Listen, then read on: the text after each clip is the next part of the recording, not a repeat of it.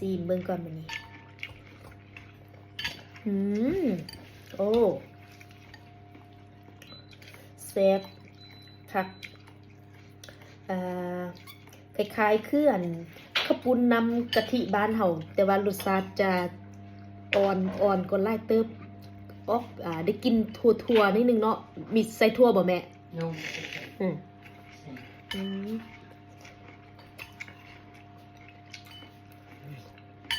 ืมแซ่บครั้งแรกก็กินแกมกับอันมะเขือขี้นู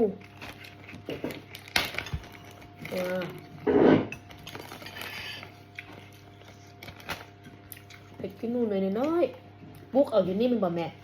Men det får vi det. มะเขือขี้นูกับปุ๊กเอา สองปูก็ I bara på med på det. เล็กเจ็ดแอลเสือสิบุกก็ต้นหนึ่ง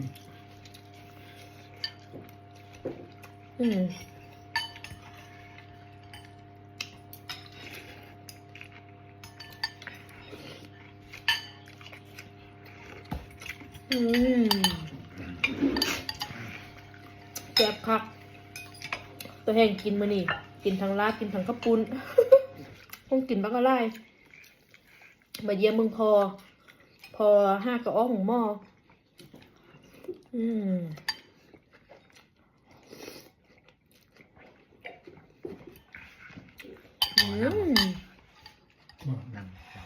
แซ่บคักพ่อแม่พี่น้อง